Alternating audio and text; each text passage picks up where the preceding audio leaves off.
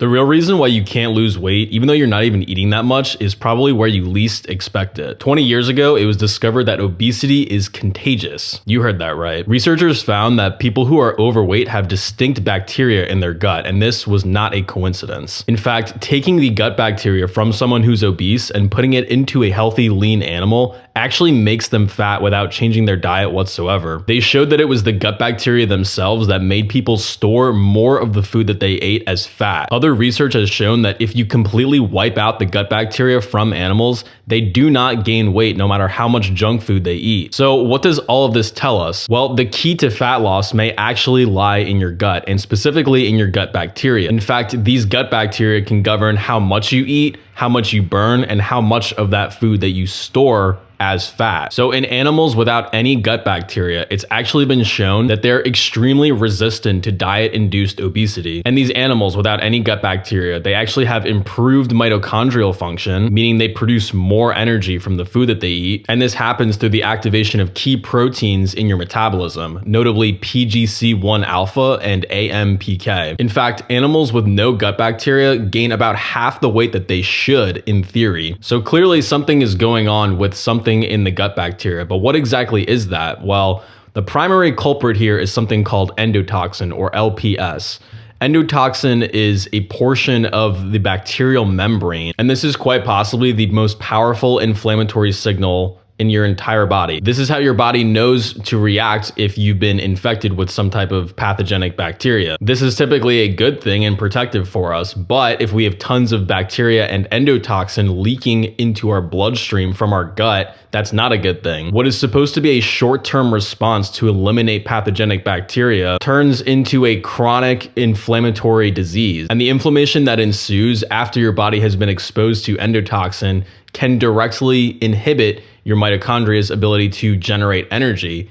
That means that your metabolism will be slower. Endotoxin itself is also, like the name implies, a toxin for your mitochondria. One of the other notable things that endotoxin does is it prevents your fat from browning. So essentially, if your fat is more brown, it produces more heat from the food that you eat, and this in turn raises your entire metabolic rate, and that gives you resistance to weight gain. However, endotoxin can prevent that process. Another thing that endotoxin can do is raise your serotonin. And serotonin throughout the body is actually one of the primary signals of hibernation. So it slows down your metabolism, and it actually suppresses your appetite, and it shuts down your thyroid axis, it raises your cortisol, and these are all processes that make it easier to gain weight regardless of what your diet is. If you look at people who are already obese, you will see that they have a distinct gut bacterial composition versus lean people. They also have higher markers of what's called intestinal permeability or leaky gut.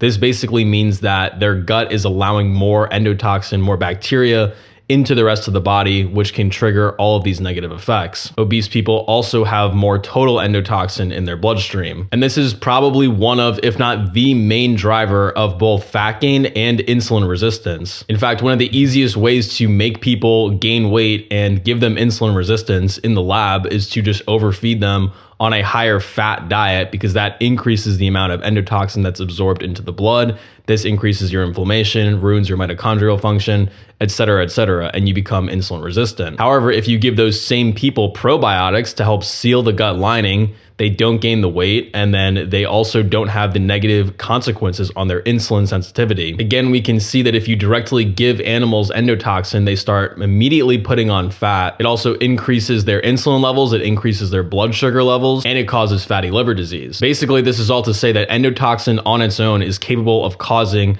all of these signs and symptoms of diabetes. And again, this is without any manipulation in the diet. Conversely, if you give those animals antibiotics, you see a reversal in all of those signs and symptoms. So low dose, broad spectrum antibiotics were shown to reduce blood sugar levels, reduce fat gain, and reduce insulin. And this is despite these animals actually eating more calories and more junk food in total. And this antibiotic treatment reduces intestinal permeability or leaky gut. and it reduces the inflammation in the gut and throughout the body. Now, disclaimer, this is not me telling you to immediately go out and start taking a bunch of antibiotics. And it might even seem kind of counterintuitive because didn't I just say that probiotics can help? Well, yes, but in a weird way, probiotics and antibiotics can actually work in a lot of the same ways. What probiotics tend to do is they tend to make your gut environment more suitable for healthier bacteria to grow. And in the process, they can help eliminate pathogenic bacteria. Obviously, taking an antibiotic, it just kills the pathogenic bacteria. So the net effect of either of these interventions is to kind of improve the gut bacterial environment and to improve the gut environment as a whole and to seal up a leaky gut or intestinal permeability. In either of these cases, if you're able to seal up the intestine and lower the amount of endotoxin in total, remember, endotoxin comes from pathogenic bad bacteria, then you're getting the net effect that you want. A number of studies have shown that actually giving people antibiotics and probiotics tends to be a better remedy than either alone for this exact reason. Another thing that's noteworthy here is that people who are obese actually do have higher levels of serotonin produced in their gut after meals and circulating systemically.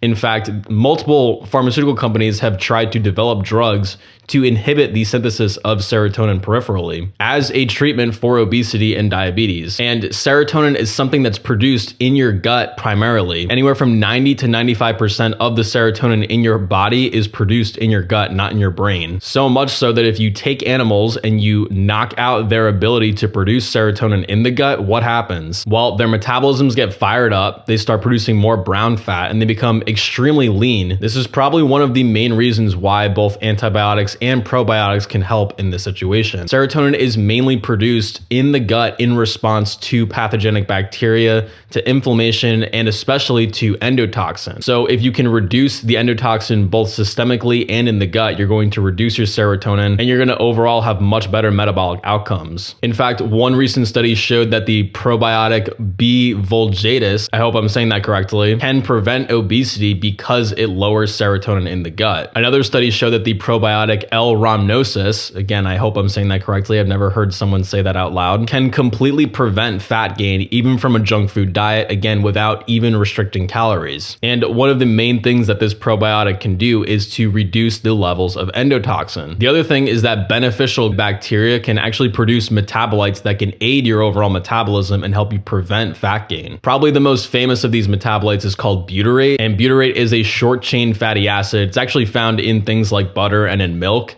but bacteria in your gut produce it. And butyrate is the primary fuel of the cells in your colon, so it's tremendous for your actual gut health.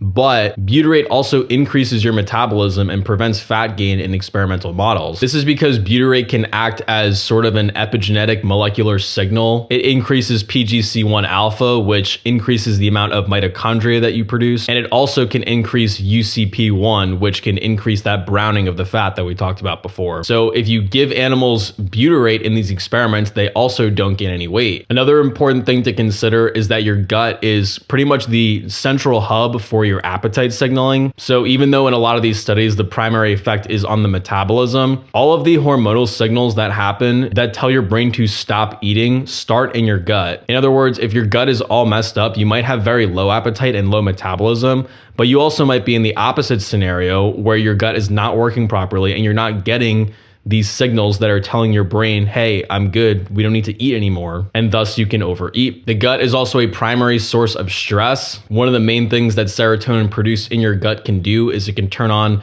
your hypothalamus, your pituitary, and your adrenal glands, and these all synergize to produce cortisol, the main stress hormone. And if you know anything about cortisol, you know that cortisol directly causes you to put on fat. We have some studies showing that animals given cortisol put on just as much fat as animals eating a junk food diet. And of course, high levels of cortisol or high levels of stress can also cause you to overeat. So this is all to say that if you have any problems with your gut, you are going to be at an extreme disadvantage if you're trying to lose weight. Now, we talked a little bit about antibiotics and probiotics potentially being therapeutic, but there are a ton of things that can help you shift the balance of bacteria in your gut and improve the overall gut environment and prevent overgrowths of endotoxin and prevent endotoxin from leaking into your bloodstream and causing all these issues. I mentioned butyrate. Butyrate is something that's been shown to help seal the intestinal lining. That can be taken as a supplement. Like I mentioned before, these single strain probiotics can work.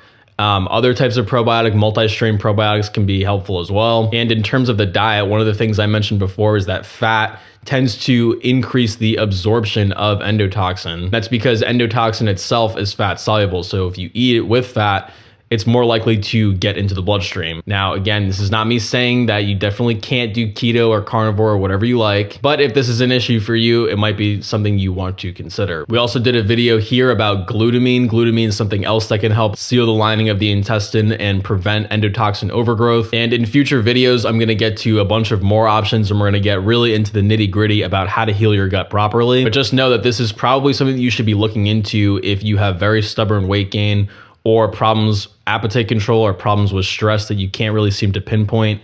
The gut is probably at the center of all of it. And if you need help navigating any of that, I recommend that you come to us. We have a team, we're very experienced, and we help people with these issues all the time. So if you're interested in that, click the link here, schedule a free call, and we'll talk more about it. You can also get lab testing from Revelation Diagnostics.